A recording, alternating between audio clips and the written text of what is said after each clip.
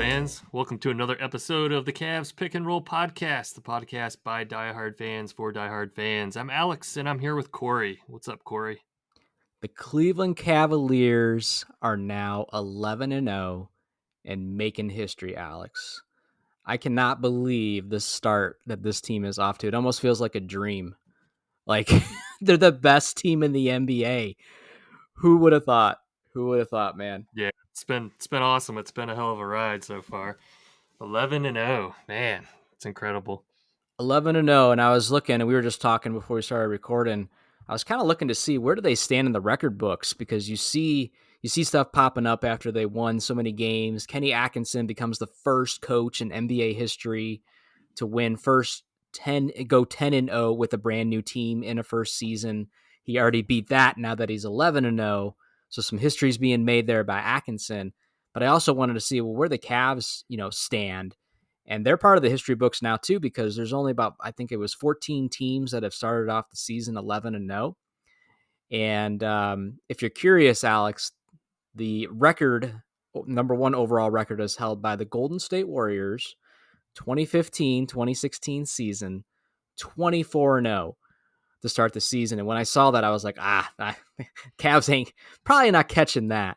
But what made me smile after I read that was, in parentheses, after it said 24-0, it said lost in finals. We all know who they lost to. I love that. Yeah, that's awesome. Yeah, 24-0, man. I don't know if we're gonna do that. That's tough. That's tough. My hat's off to them. It's too bad they lost in the finals, though. But yeah, man, I mean, best start in franchise history, and they're also in the NBA record books now too. So it'll be interesting to see how long they can keep this going. They had a tough game last night against the Nets, which we'll talk about here in a few. But man, I just can't believe the start that they're off to, and they're gathering a lot of attention, Alex. I don't know if you're noticing too, like national media, and just, man, they're getting a lot of buzz right now. Yeah, it's been great. It's just so nice too that there's no trade talk and all that negative press that comes along with either a bad record or just having guys on contract years. So yeah, it's been nice that it's just been nothing but positive buzz around the Cavs. There's always going to be a couple haters out there, and the one that I saw that made me kind of laugh, and then I was like, all right, was they rattled off like the teams, or they said something along the lines like they haven't played anybody yet. It's like they've played a lot of games so far in a short amount of time, and they have played some tough teams. I mean, they smashed the Warriors. We'll talk about that too, right? I mean, they've Right. played good teams along the way as well. Sure, they've played some bad ones, but 11-0 is 11-0, and they're the only team in the NBA that's still undefeated at this point. Yeah, I mean, to say they haven't played anybody is kind of crazy. I mean, they just smoked the Warriors, and the Warriors only had one loss going into that game. Yep. So I it's just haters being haters. You're always going to have that, trolls and all that stuff. But just an incredible start for this team. And Alex, last night they played a home game, second night of a back-to-back against the Brooklyn Nets. And I thought that was going to be the game. I'll be honest with you, Alex. I thought that was going to be the game, that the streak was going to end. Kind of a scheduled loss, second night of a back-to-back, but the Cavs pulled off a win. And let's get into this game, Alex. What was your thoughts on this game? I think it helped being at home for sure. But the Nets, man, they're not a great team, but they were pretty scrappy in this game, weren't they? Yeah. I mean, it did feel that way. Like this could be the game. Second night of a back-to-back. They seemed kind of tired, even though they played really well in that first quarter. They led 34-28 at the end of the first, and then going into the second quarter, they still played really well. I think they still maintained a slight lead at halftime, but then third quarter, they just kind of seemed out of it. Like they were just all out of sync. They weren't taking care of the ball. They had a lot of turnovers. The defense wasn't quite there, and they just didn't seem like they were playing that up-tempo offense that they had been playing previously. They seemed to, I don't know, like they were just kind of trying to coast towards the end of this game. They had an old-fashioned Cleveland Cavaliers third quarter outing. Exactly.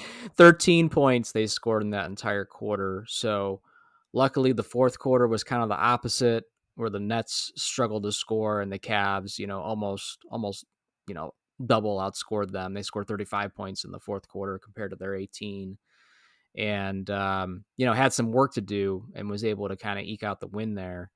But yeah, I mean, the Cavs were looking like they were going to, kind of take control of the game.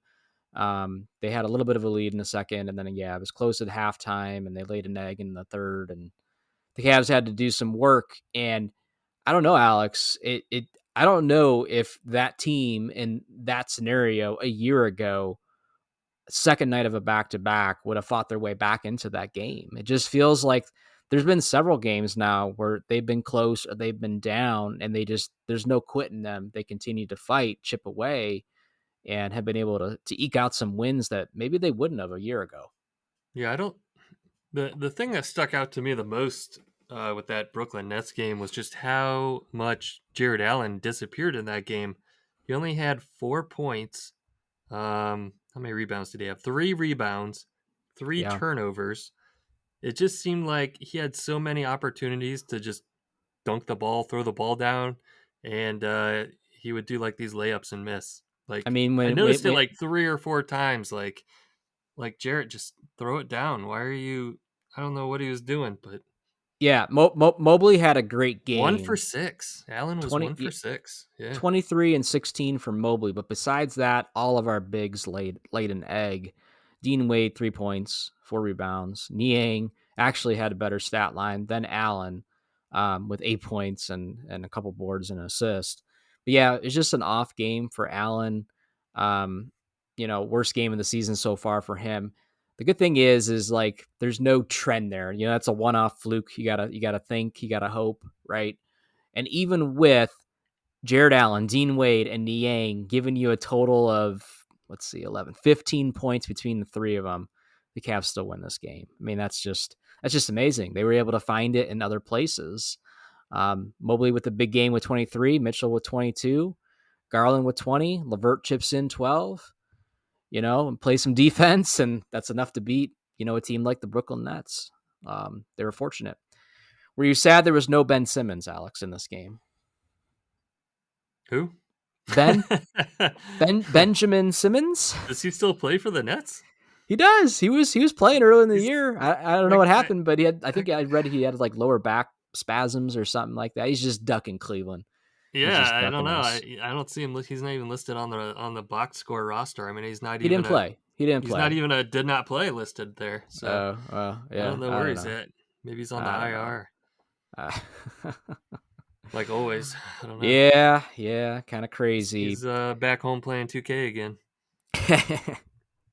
Nice, nice. So yeah, so this game was a second night of a back to back, and the game that's going to be the most fun probably to talk about is this Golden State Warriors game, Alex. Also at home in Cleveland, but this was a big game because it felt like it was going to be a good test, a good measuring stick, because like you said, up until this game, the Warriors had only lost one of their games so far, and we're early in the season, but you're kind of just waiting to see when is this going to crumble? when are we all going to wake up from this dream? And I'm going into that game thinking, just God, just don't let this be the game. Anybody but the Warriors, especially at home in Cleveland. Like the last thing I want to say is us getting smashed by the Warriors. But Alex, what? Give us your rundown of this game. This was a fun one to watch. It was. It was. I've heard it coined the Cavalanche. It was just a is that barrage. is that an every episode thing? Because you pulled that off. You pulled that out last week too. I was Did I listening to say it our old last week? episode. Yeah, Yeah, you did. Oh, you it, said it last week too. it's been the theme of the season so far. I mean, they're Yeah, just destroying people. And this is one of that games they came out against Golden State and they 39 points in the first quarter, 44 points in the second quarter. I mean, they were just 83 points in the first half. I think it was the franchise record for most points in a half. yeah, It yeah. was it was just a barrage of threes. They were just lighting them up. They couldn't miss. Ty Jerome, holy crap! My Man, hat I was off to gonna Ty Jerome. I was gonna call him out. He was balling, and man, I get hyped up watching him when he does things like that. And it just like what a thorn in the side for the Warriors that game, who previously had Ty Jerome at one point on the roster, by the way. But it's one thing to get like beat by Darius Garland, Donovan Mitchell, who only had to put up 12 points in this game, by the way. But to get to have someone like Ty Jerome, and don't mean this in any kind of disrespectful way, but basically a bench player, a backup point guard to come into this game and just smoke you, man, that's really got to hurt for that Warriors team. And Alex, they were down, or the Cavs were up 41 at half. 41 at half. It was a glorious thing scrolling social media and seeing the halftime score go around social media and just people making the rounds. It was awesome. So do you think, I mean, it's been quite a few years now, right? Like 8 years since the Cavs, Yeah. Golden State, the whole kind of rivalry going on. Do you think that this current roster feels any sort of extra motivation or extra, I don't know, pleasure in defeating the Warriors? Or is that kind of over with, since I guess only Tristan Thompson would still be the final remaining player from that roster? Right, right. And Tristan got a good old 3 minutes there at the end of the game. So I think this. I think for the fan base, probably more for the Cavs. Well, maybe both. Because here's the thing: as long as Draymond Green and Steph Curry are running around in the Golden State Warriors, from a Cavs fan perspective, every time you play them, you're thinking about that rivalry. You want to get one over on them. You don't want to lose to them, so on and so forth, right? From the Warriors standpoint, like from their fan base, yeah, maybe the Cavs annoy them because there was that one year, it's kind of a thorn in their side, the comeback story. We all know that. From the players' standpoint, nah, I don't think so. You don't think And so? I Hmm. don't think so. And it's probably not the same for Steph and Draymond anymore because LeBron's not here. You know what I mean? Like he was the guy and they were the guys in his eyes, right? And it also looks weird because Clay's not out there anymore. Of course, he's out in Dallas. So, I mean, I think there's hey, this is another team in the league that I guess is a contending team. So we want to up our game for that. Hmm. But I don't think, and they know the history, of course, but I don't think they have that same feeling because they watched that rivalry. They didn't play in that rivalry. You know what I mean? So it's different. And Tristan just, he's not enough to carry that weight, and he doesn't play anymore and like heavy rotational minutes to be out there banging with Draymond Green. Like that'd be cool if Tristan was still a rotational player and he's banging around with Draymond Green out of the post or something like that and they start shoving each other. That'd be cool. I but but he's bet just that watching the I game bet as the a front office spectator. cared a little bit. Yeah, yeah. There'll always be that rivalry in our eyes, but I don't think so from the players' standpoint anymore. Yeah, yeah, you're probably right. Probably not as much from the historic aspect of it, but more from the, hey, the Warriors are, one of or the top team in the West, and the Cavs are the top team in the East right now. Right, right. And speaking of Allen, much better game this game, Alex, with 13 points, 12 rebounds, 23 points from Mobley, and he grabbed a couple boards as well. And yeah, nobody played over 30 minutes in this game. Darius Garland and Jared Allen played 30 minutes exactly. Mitchell only had to play 26. The only part that kind of disappointed me was the Steve Kerr kind of emptied out his bench late in the game. And it didn't get them back in the game, but it got them back enough to where the Cavs weren't able to kind of just clear their bench, because it wasn't until like almost the 4 minute mark, 4 or 5 minute mark, when the Cavs, finally pulled their starters basically. And I was hoping that the Cavs are going to be able to rest some of these guys a little bit more, especially with it being the first night of a back to back. But the Cavs still get the big win, up 40 something points in this game. I mean, that's an embarrassing loss if you're the Warriors, right? So that kind of sets some reality for them. And for us, it's also like, holy crap, like this is for real. This team is legit. This is actually happening. It was awesome. Yeah. Yeah, I agree with you. I kind of thought the Cavs, they were still far enough ahead. I thought they could have put in Jalen Tyson a little earlier, Tristan Sure. Thompson, Craig Porter Jr., just work them into the rotation a little bit more than the 3 minutes that they all got. Agreed. But yeah, huge Agreed. win. Yeah, and I will say this too. Shout out to Isaac Okoro, who also chipped in with 16 points this game. He balled out. Um, you know, I think we talked about him last week, and we've talked to him before. Like, is he going to be a player that's going to be able to stay in this rotation? And he kind of has a lot of competition and stuff like that. That was a game that definitely helped his case, with remaining, in the rotation, and big game with 16 points there. That definitely helped as well. Yeah, he's just been kind of quiet. He's been playing well for the most part. Again, Yeah. besides this Nets game where it didn't seem like Right. anybody played overly well. But besides that, he's been hitting the three when he gets his opportunities. He's running the fast breaks, getting some easy points at the other end in transition, and he's still playing great defense. So I mean, Yeah. he's impacting the team where he can. I don't know how much else he can really do since you have so many other people on the team that are the playmakers and scorers. Yeah, the one good thing for him is he's probably very under the radar as far as opposing teams and who they scout on this Cleveland Cavalier roster. I mean, he's got to be the seventh or eighth guy down on the list that they even look at, right? Because you're worried about Mitchell, you're worried about Garland and Mobley and Allen, and Karis LeVert coming off the bench, and Ty Jerome's going to start getting more attention, and just so anytime Isaac Okoro can get you more than 5-6 points a game, it's always gonna feel like a positive win as far as the output he's given you. And to get 16 with all the other players that are on this roster, that's a huge night for him, and it really helped and was able to lighten the load for a lot of other players. I have the team stats up right now, Alex, and I wanted to talk about this too real quick. The Cavs shot 54% from the field, went 20 for 42 3-pointers for 47%. They shot 42 3-pointers that game. That's crazy. They matched the Warriors, who shot 43 but only made 13. But what I was most proud this game was 24 out of 28 free throw attempts. I think it was the game before this. I want to say it was the Pelicans game. Mitchell had come out after the game kind of complaining about, the Cavs not getting calls. And they fly back home for this home game in Cleveland, and they got to the line 28 times. And for the most part, took advantage of that. And that was huge, too. The Warriors only got to the line 14 times. Hmm, it's an interesting stat.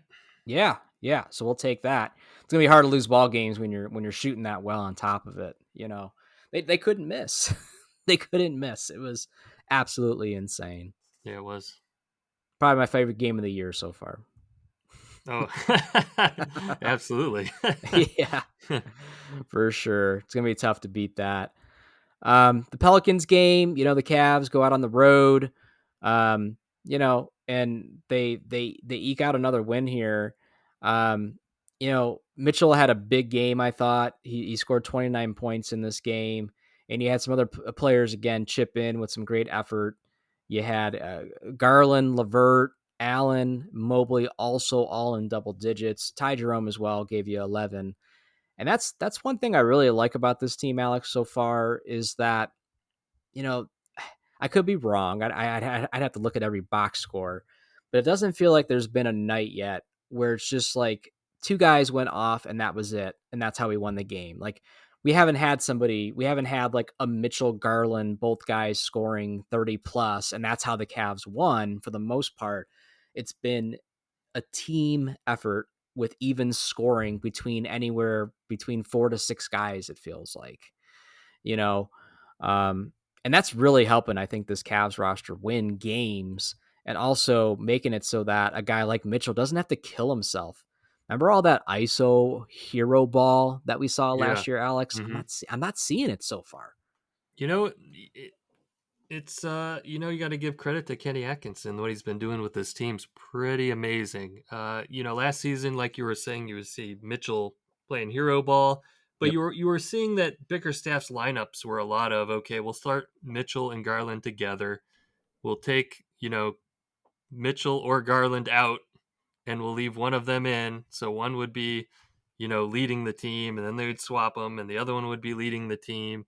And Kenny's really gotten them to play together really well. They've just been feeding off of each other, and they're playing such a high tempo offense, and they're moving the ball so well that it never feels like, okay, Garland is now in control of the offense, or Mitchell is now in control of the offense, or okay, it seems like they're taking turns taking shots at the other end of the court, which is always the way it felt in the past with Bickerstaff's offense. Yeah, Kenny's gotten them to buy into whatever the system is that he's put in place, and it's not really reliant on any one person. They're just kind of everyone's staying involved and everyone's taking their opportunities and being aggressive. Yeah, yeah, absolutely. It's like night and day from a year ago. It's a beautiful thing to see, and that continuity is playing a part here. Like so far, I mean, I know a lot of people were ripping the Cavs when they basically didn't make a single move outside of signing their own players and making the draft selection. They made no trades or any, free agent signings or anything like that.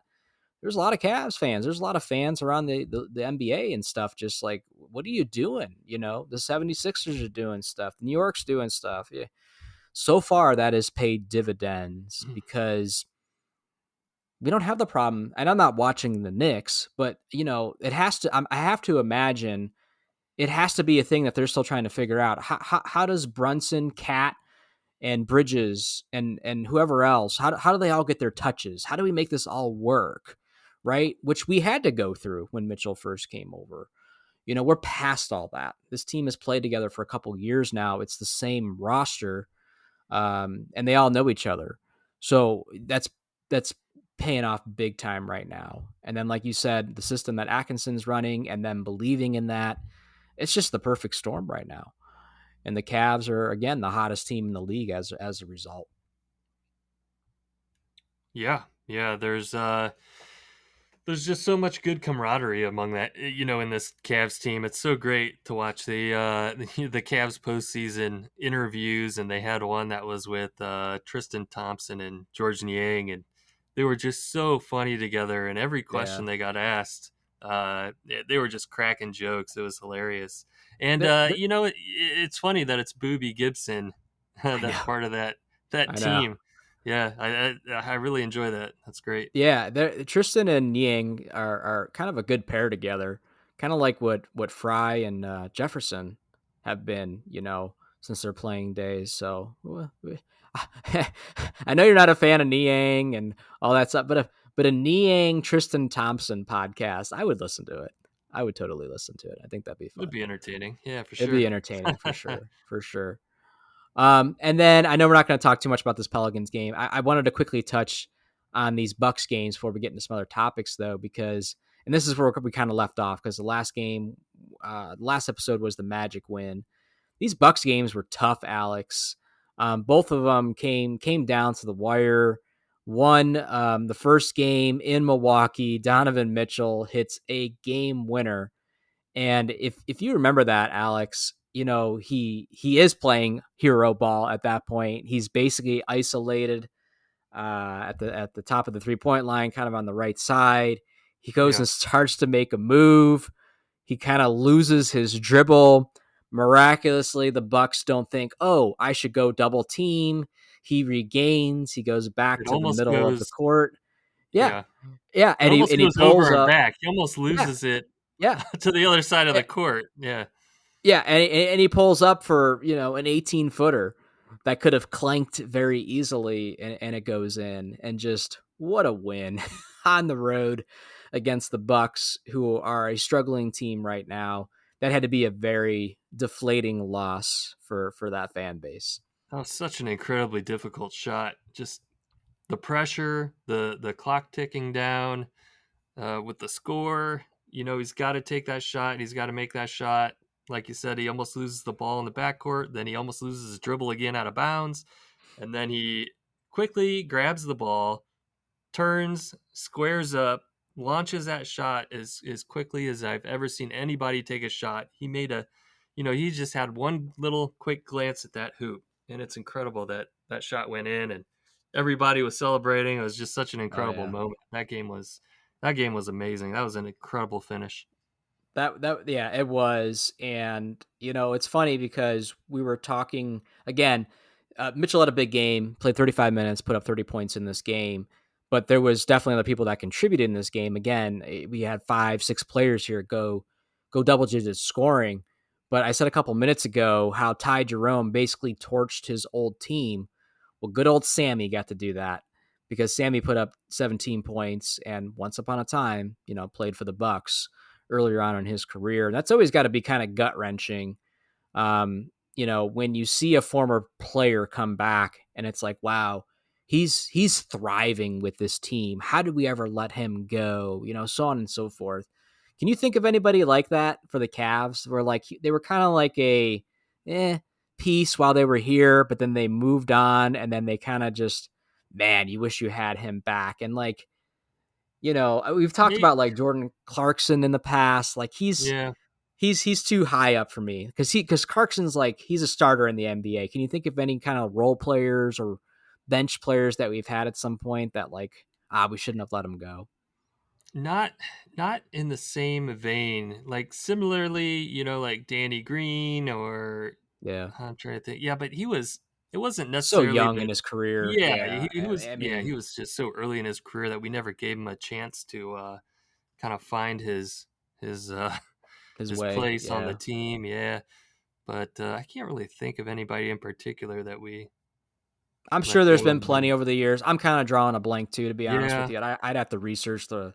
I'd have to go back and kind of just look at some old rosters, be like, oh, okay, that's there's one, and then I'll probably come up with 10 of them.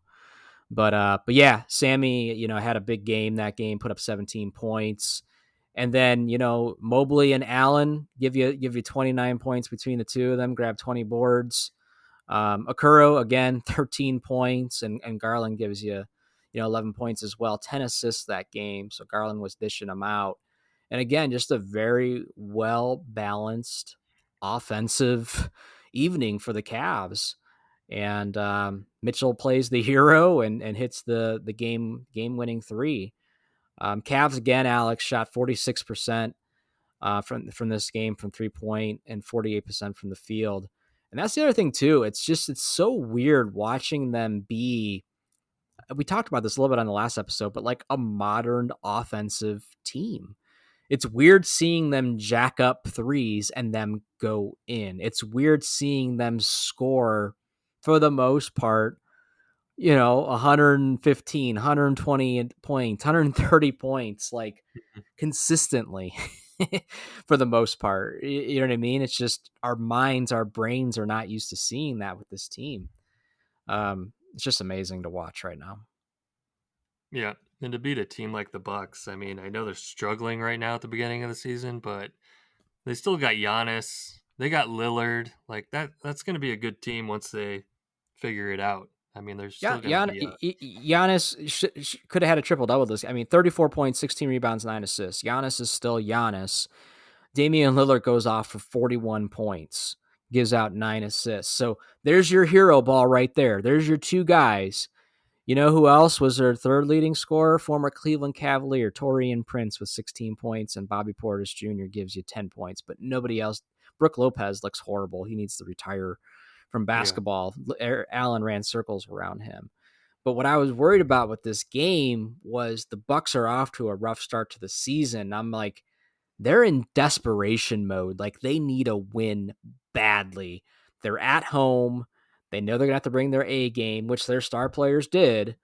And they don't have Middleton. I feel like Middleton's been out for a year or something like that. So that plays a factor here. But the Cavs were lucky that they got this win because the Bucks needed one in the worst way. They needed a win in the worst way for sure. Yep. So then they fly back to Cleveland to play a home game in Cleveland against the Bucks.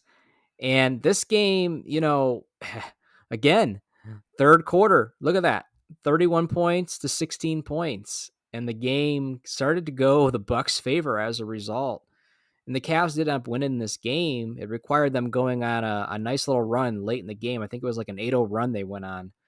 But they were down. They had to fight back into this game, similar to the Nets game, and luckily was able to eke out the win here. Does anything Yeah. stand out from you here, Darius Garland? Best game of his of this year so far, 39 points. Alex, he was I think what huge. sticks out, what I remember most about this game was my heart skipping a beat is Damian Lillard launched a three as time expired. I was like, oh, dear God, don't let that go Yeah, in. yeah, for Because that's sure. what That'd he have been. does. Could you imagine if he would have hit that and Mitchell would have hit the game winner? Like if it was back to back game winners? Oh man, whew, yeah, bullet dodge there. But Darius Garland, man, again, got to give him some props. This is the best. This might even be the best game he's had over the course of not only this season but all of last season as well. He just looks so different, so different than what was ingrained in our minds last year. He is confident. He is not hesitating. He is getting to the rim at will, and he is shooting the 3-pointer without hesitation and hitting it. And he's also dishing out those assists. He had 8 assists this game as well. Big game out of him. Donovan Mitchell only had to put up 14 points this game. And then again, you had some other folks chip in, but a huge game by Garland, Alex. Is he Yeah, redeeming himself in your eyes so far? absolutely. Um, yeah, yeah. I mean, I think last season it was just the injuries, right? It was the eye. He got poked in the eye and he was out, and then he got his jaw broken and he was out, and he was just never the same after that. He had his jaw wired shut. He couldn't eat anything. He lost 20 pounds. Yeah. Yeah, he was never the same last season. But I think he's definitely back to where he was the season before that. He's in that. Yes. He's looking like the All Star Garland that we remember. Yeah. Yeah. That warranted that, franchise history contract that he got. So I'm feeling a little bit better about that because I was nervous going into the season. Like, did we just make the biggest salary mistake in the history of this team potentially, right? Like I was worried that he was going to, start off the season like last season and the Cavs are making some sort of move by the deadline or something like that. That would have been horrible. So yeah, he's definitely redeeming himself. I think Allen is too. Allen, yeah, he laid a stinker, against the Nets or whatever, but that's 14 points, 15 rebounds in the second Bucks game. I mean, that's basically a nightly basis for him. He's a double-double machine. And we talked last episode, Alex, the production he gives you for the amount of money you're paying him. Come on. Come on. Yep. So, yeah, the Cavs, man, they are on fire right now, 11-0. And another thing I wanted to talk about was I was just curious what kind of the player stats look like for the roster right now. And I see a couple trends. I see a couple things that catch my eye here. Is one, let me ask you this. I don't think you have it up. If you do, don't try not to look. What do you think Donovan Mitchell is averaging right now, point wise, so far this NBA season? No, that's tough. That is really tough because I know. sometimes, yeah, he kind of bounces back and forth with Garland. So he might have 14 points one game and 30 some the next. I'm gonna guess like I'm gonna say 25. 25. He's only averaging 22 and a half. Okay. 22 and a half.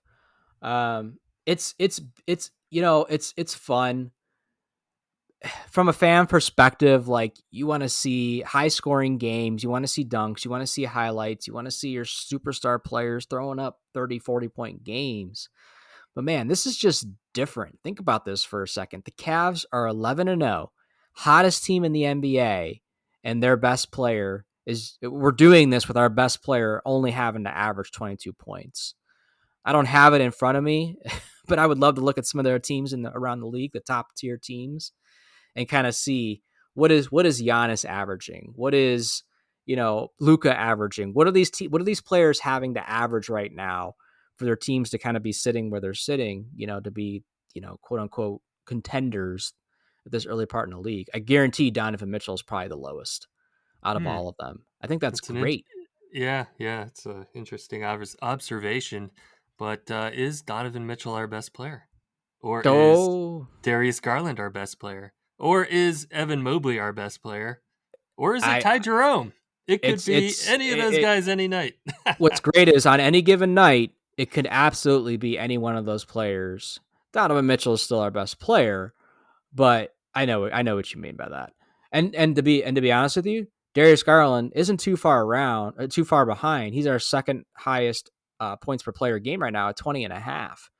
You know what I mean? So that's great to see him because I don't think last year, I think he was in the teens last year, if I recall correctly.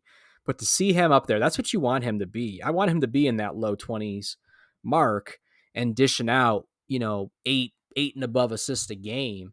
And so far, from a scoring standpoint, he's doing that. His assists are only at six and a half, but he's very capable. He can have a big night and dish out 10, 11 assists on any given night. So he's having a great start to the season. But the other thing that stood out to me is how many players do you think right now we have averaging double digit scoring We think 11 games into Mitchell, the season? Garland, Allen, Mobley. I'm gonna stick with those four. It's actually six players in Six. Wait a total. minute. How many did I count? Mitchell, Four. Garland, Allen, You Mobley. did the That's core four. four. Okay. Yep. And let's go with I'll throw Ty Jerome up there and shoot. Allen? Did I already say Allen? I already said Allen Allen. was already in there. Yeah. Wade. Nope. Wade's been getting some minutes. No? Okoro. Levert. Levert. Levert. Oh, how'd I forget Levert? Of course, Levert, Levert. man. And Levert and Ty, um, man, what an impact they've been making, both of them off the bench. I really credit a lot to those two as to why we're having so much success. And it's resulting in Donovan Mitchell not having to put up 40-point games just for us to win a game.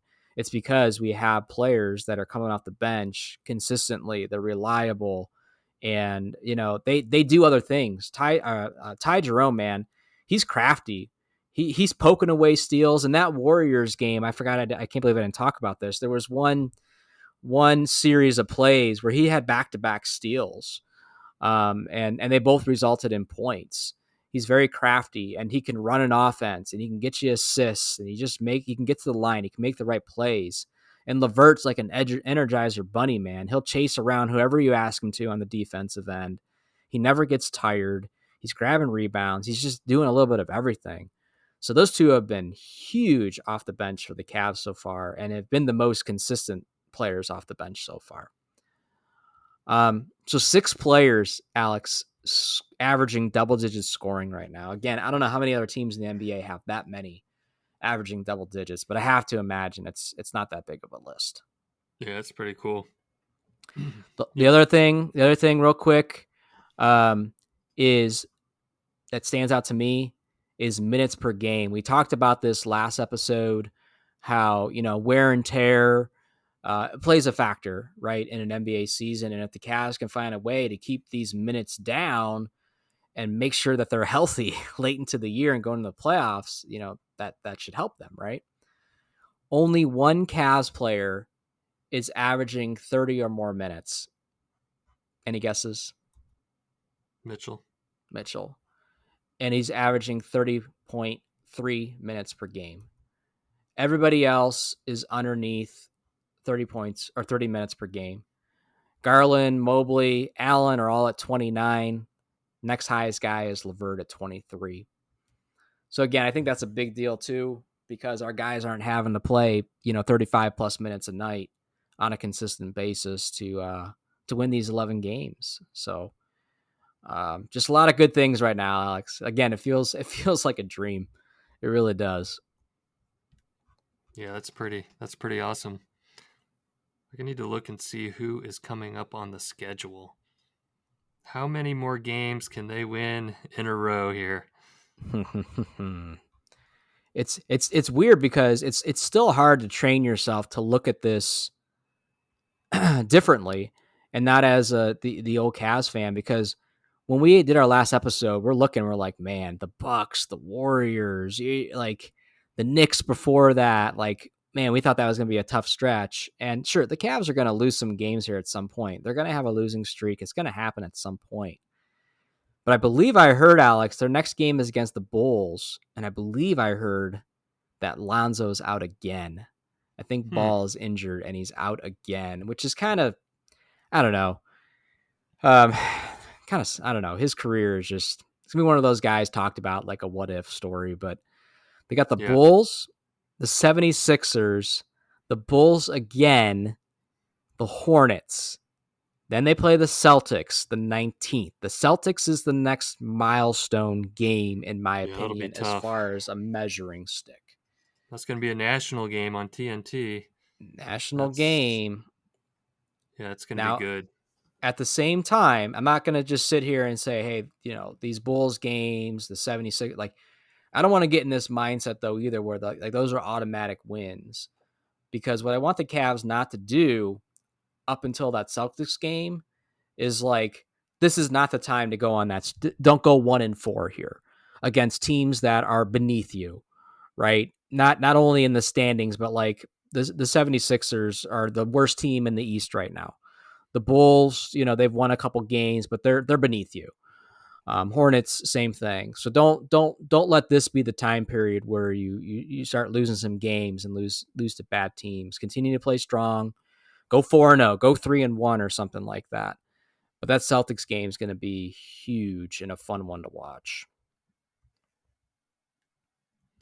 It's something that you were talking earlier about former Cavalier. Who was it? Prince? Yeah, Torian Prince. Yeah. Yeah, Torian Prince. Who reminds me of Torian Prince was Damari Carroll, who is now an assistant coach for the Yep. Cavs, Yep. which I didn't realize until I started seeing him on the sideline. But he's been in a lot of the huddles. I see him animated on the sideline. Oftentimes, Kenny Atkinson is sitting down, and you see Damari Carroll and the other assistant Cavs coaches, Johnny Bryant, is Yep. also usually out there pointing and yelling, and so he's definitely Kenny's making good use of his assistant coaches there. It's always good to see. But yeah, Damari Carroll, yeah, it was, totally caught me off guard to see him on the Cavs sideline there. I was like, hey, when did they make that trade? Yeah. Yeah. He usually gets interviewed right after the halftime before the third quarter starts, which is pretty cool. And I like that they've been doing a lot of them actually on the court. It felt like in years past, like last year, it was always like, you know, in the locker room somewhere, to where this is kind of live, right before they start the third quarter and stuff. And, it's like a 30-second thing or whatever. But yeah, pretty cool that the Cavs, I always like having a couple, a former NBA player or two, sitting on the bench coaching staff. It was cool when the Ukraine train was there for a while. There's been other ones over the years, random NBA players. Luke Walton, good old Luke. There's been others too, but Carroll never a former Cavaliers, but he was a player that could put the ball in the hoop. Played for Yeah, Toronto for a while and had a defensive long player of the career. year one year. Yeah, yeah, So maybe definitely. so maybe we're he's teaching the team some things on the defensive side. That's always good. They've been playing excellent defense, so yeah, excellent. Yeah, definitely. So, kind of the last thing here, I wanted to ask your opinion on. I'm a check the standings every day kind of person. It's one of the things I do in my morning routine, and when I first, get on my phone and stuff, just to kind of see what's going on. I like to see what other teams are doing, who's kind of moving up, who's moving down. And we're very early into the season, so we know it's kind of funny season. We'll see how much of this is legit, 20, 30 more games from now. But to the start of this season, every year, Alex, I feel like there's two things that happen. There's a couple teams where they make a jump, right? They go from a middle of the pack team or a fringe playoff team, and they make that leap to where they get into, the top half of the East, like the Knicks did a couple years ago, like the Magic are starting to do now. Well, the Cleveland Cavaliers are that team this year. The Cavs are the team that has made that leap into that eliteness category. But there's also teams that go the other way, the opposite way, where they were a contending team year over year for the last couple years, and they're trending in the wrong direction now. And there's a couple teams that are doing that right now. But when you look at the standings, I don't know if you've been looking at it or have it up, but is there anything that surprises you so far when you look at the standings? I mean, obviously, seeing the Bucks towards the bottom is surprising with all the talent that they have. Yeah, I But think other I, than that, nothing's really jumping out at me. 76ers 76ers don't Um, surprise you? I guess a little bit. Yeah, 2-7. Yeah, that's a little bit of a surprise. The Knicks, I thought would be a little hotter than sitting at 4-5. The Yep. Heat, 4-5. These are generally teams that are, you know, better in the playoffs. Sure. Sure. Yeah. Yeah. I mean, it's crazy because besides the Celtics, who the Celtics are the Celtics, right? They're 9-2, so they're hanging around, right? But then it really drops off. It's 500 ball or below after that. So the Cavs are, again, very early into the season, but they're, even if they start losing some games here, it's going to be the Celtics and Cavs, at the top of the East here for the, near foreseeable future at least. Other teams will start to figure it out. The Magic, we talked about it, how Banchero's out. The Knicks are trying to figure out how to make their new pieces work. The Bucks just, I don't know what's going on there, but I feel like they're going to start to go in 9-1-1 mode here. Giannis seems annoyed. I've been seeing stuff. They've been showing clips of him, and he seems short in press conferences after the game, and I'm sure he's getting annoyed. And then the 76ers, it's drama land down there with everything going on with Embiid. I don't know if you heard, but he like shoved a reporter and he got suspended for 3 games. No, I He, didn't hear that. Embiid yeah, did. yeah. The reporter said something that triggered him, something about something with one of his family members or something like that, and he ended up shoving him. And he's suspended for 3 games. He missed the first couple games, and then of course there was that statement he made around, I don't think I'm going to ever play another back to back game in my NBA career, and he got ripped by NBA legends for that one. So there's a lot of drama going on with the Bucks and 76ers, who, for the last better part of 5 years have been in the mix year over year. So secretly, I kind of love it. I kind of Yeah. love that they're down at the bottom because it's opening up that window for a team like the Cavs right now. And it's a beautiful thing because we've been in that situation. We know what it's like to be down there. Um, what about the West? I mean, we're not staying up till 1 o'clock in the morning watching West Coast games, but a little bit more competitive out there, it looks like. Is there anything jumping out at you with the West standings? Um, I don't think so.